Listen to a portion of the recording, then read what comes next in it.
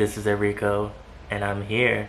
I'm here to talk to you about a topic that I feel like really connects and pertains to life, and a lot of us could learn from this situation because we think so much about trivial things, and then when we look at someone else's situation, we realize that our problems are so minuscule, so not as important, and they feel so important. And then you look at the bigger picture of life.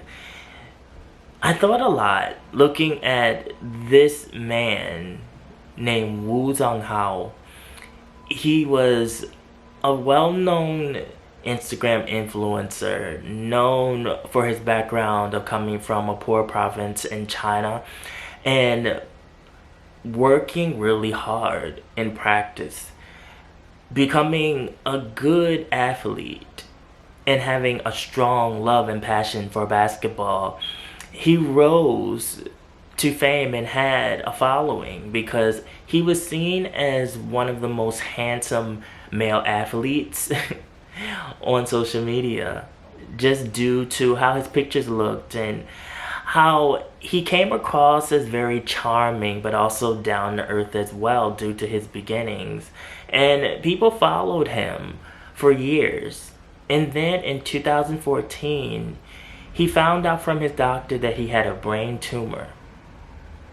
So imagine getting this news and having the doctor tell you something like this, and what would you do?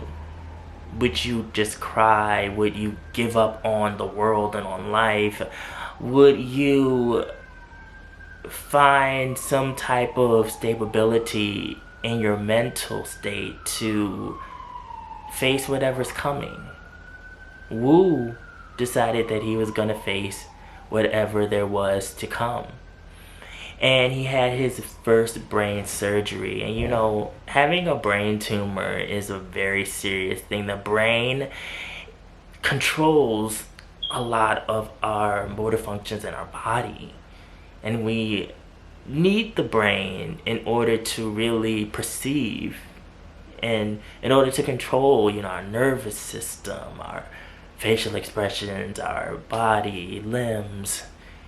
It is such an interesting thing when you really think about it, but he decided that he wanted to face cancer head on and he wanted to preserve his life. So he had this first surgery. He came out and his body was not 100%. He wasn't able to play basketball like he wanted to. You all know I did another video about how basketball blew up really in East Asia in a way, and some of it was due to Kobe Bryant, some of it was due to other influences throughout the years. And Wu was one of those people that was really just enthralled and interested in basketball. And so he had this first surgery. He came out. He looked normal. He still looked handsome. Still looked like his normal self, looked healthy, but his body was not 100%. He worked hard to get his body back to where he could actually play sports again. And he went back to college. Then, 2 years later, here comes the cancer again. Once again, attacking his brain. So, Wu could have just said, well, it is what it is, I'm just gonna let it be. But no, he had a second surgery. He went back in there, allowed the doctors to once again work on him, and he came out of the surgery, sadly, with complications. And he still was fighting, still was like, well, I'm going to try to beat this. And so he went on about his life again. And then we have more time pass and his health still deteriorates. you know, a lot of people at this point would have just been like, you know, just throw my whole life away. Just, I hate life. I hate the world. I hate everybody. I hate myself. It must be myself. I blame myself. This is my fault that I keep having this illness in this body. But no, not Wu. Wu said, you know what? Maybe third time is a charm. And he went under the knife again for this third surgery. And he came out of this one with severe complications. I mean, the nerves in his face, his body, just, he was frozen on one side of his body. And he still was happy to be alive.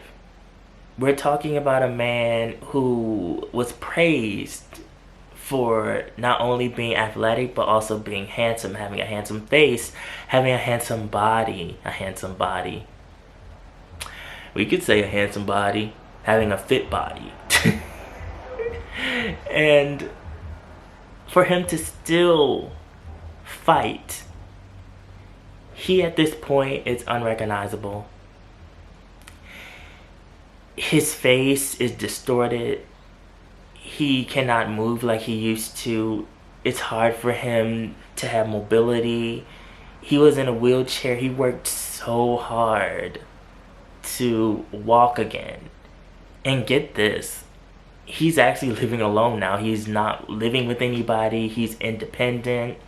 He has a steel plate in his head, which, like, to me is incredible, because, you know, a lot of people would not have been able to process all of this and still have been normal. But he is still out here telling his story. He shared everything on Chinese social media. You can find some videos of him talking about his journey. There are a lot of people who followed him who see what he looks like now, and they are inspired by him, because he's saying that, you know what, I'm grateful to be alive. You know, I know that my looks are not as handsome as I used to be, and for some it might be devastating. I'm sure it might have been devastating for him, but I honestly think that going through this process, he kind of came to an acceptance that in order for him to live, that things would not be the same. His doctor and his therapist said that his face might somewhat go back to normal, but it would never be like it was.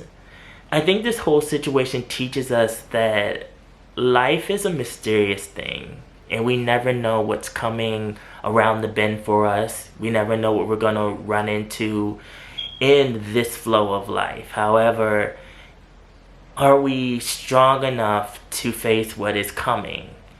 I've often in my life worried about getting an illness. I think one of the things I worried about a lot growing up was like going blind. Like, it was something that really freaked me out. I'm not gonna lie. Now that I'm older, it's something where I'm like, well, if it happens, it happens. You know, it's like, we'll face it when we get to it. If I get older and I get some type of illness, you learn to live with what you have. Life is like that. You know, things happen and we learn to overcome. And if we don't learn to overcome, we end up falling into a deep, dark hole of depression, of self-harm, of trying to exit this world, basically. And, you know, sometimes it's good to sit and really think and talk yourself through things. Talk to people, you know, share your story. I'm pretty sure that him sharing his story was a form of therapy for him. What kind of bothered me about the situation, and outside of the positive reactions he got and people being inspired by him and people coming out and sharing their stories and saying, you know, they also had brain cancer and they had surgery, and he's giving them motivation to move forward. There's also was like this thing where I felt a little icky because when people talk about him, he's supposed to be known as being an athlete, supposed to be known as loving basketball. When people talk about him, though, they don't talk about him being super talented at basketball. It's mostly about his looks and about his body. So he was an influencer. He had brand deals.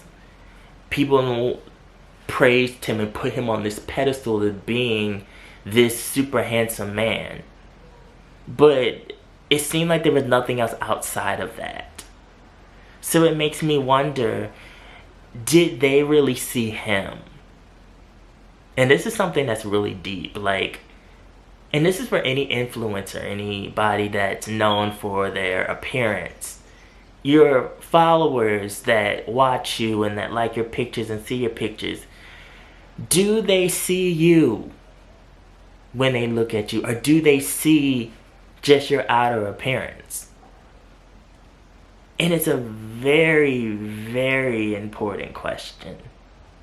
Because I felt like that before this surgery, a lot of Chinese people that looked at this man didn't really see him.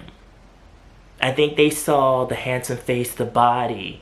They might have envied his story of how he was poor, but there's a lot of Chinese people that come from like very poor families, poor parts of China, who work very hard because there's such strong determination there. You know, it's like either you work hard or you stay back in the village and you work in the factory for the rest of your life and maybe have children. So, you know, like a lot of young Chinese youth, they don't want that. They want to be able to get somewhere and actually have a stable, calm, peaceful life. So, you know, it's normal, but it did bother me that there wasn't a whole lot of footage of this man playing sports. It was more him in the gym and him being a fitness trainer, more so than his other talent of sport. And it's just like, I wanted to go deeper beyond the surface with this man and know more. And as I was researching him, the only thing that was coming up, only thing people were really talking about was, oh, he was handsome and now he looks like this. Oh my God. You know, like, look how he used to look and now he looks like this. And it's like, he's now has an acceptance that he doesn't look how he used to, but he's out here. He's still involved in basketball. He's still trying to meet people and trying to take part and show people, you know, like, even though I went through this, I'm still me. I still have a strong love and passion for the things that I had for in the past. 分享出来，有可能对和我相似的一些病人，还有对生活不满意的年轻人有一些用处。你们就想想，比你们惨的人还在努力的生活，你们凭什么不好好生活呀？行了，真弟，咱们一起加油！后来，吴中华的故事让越来越多的人知道了。吴中华的爱好是篮球，中国男篮的运动员在了解了吴中华的故事之后，邀请他来到 CBA 联赛辽宁男篮的主场进行了短暂的亮相，这也算是满足了他一直以来的一个梦想。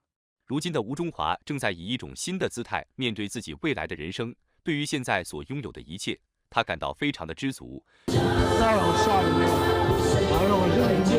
这个被病魔缠身的帅小伙虽然一度想要轻生，想要放弃，但是他一次又一次地挺了过来。他励志且坚强的故事，也一直让我们这些普通人备受鼓舞。希望他能够拥有一个幸福的未来。那么，你们对于吴中华的故事又有怎样的看法呢？欢迎大家在评论区留言讨论。And it is kind of a little bit, a tad bit disrespectful when we have so many people that are more focused on, oh my God, he doesn't have the looks that he used to. It's just like, but he's still alive. He's still here. He's a fighter. He's a warrior. And I'm glad that there are Chinese people that are highlighting this. I'm glad that he himself is highlighting this, as he's saying, like, I'm still alive. I'm still here. I still wanted to live. So So what if I'm not handsome? So what if I can't walk like I used to? So what if I can't play sports like I used to? So what if I'm not the one that you envy or the one that you lust after?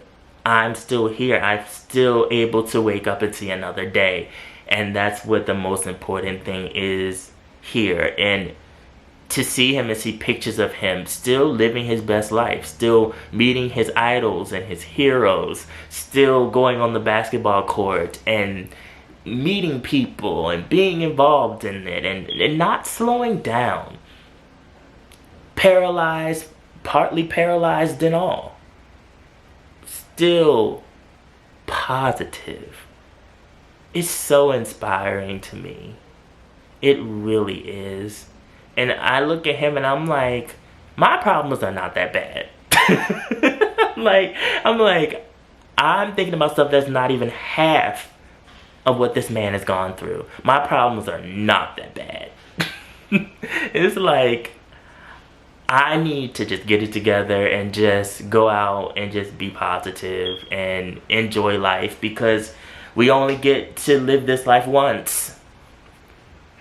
This man knows he only gets to live this life once, and he's out here living it to the best of his abilities, and we all gotta applaud him for this. We all have to.